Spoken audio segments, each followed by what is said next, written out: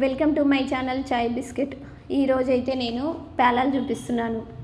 పేలాలు చూపించుడు ఏంటి అనుకుంటున్నారా? అదే అండి, స్వీట్ పేలాలు.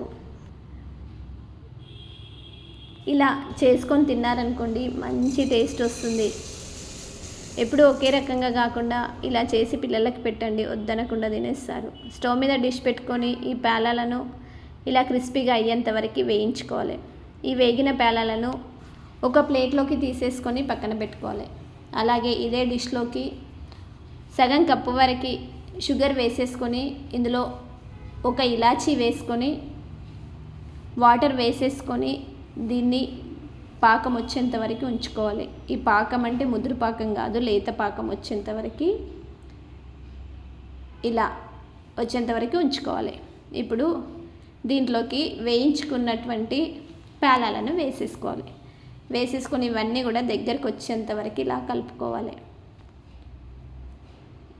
ఇలా కలుపుతూ ఉంటే దగ్గరికి వస్తుంది. ఈ పేలాలు అయితే చాలా బాగున్నాయండి.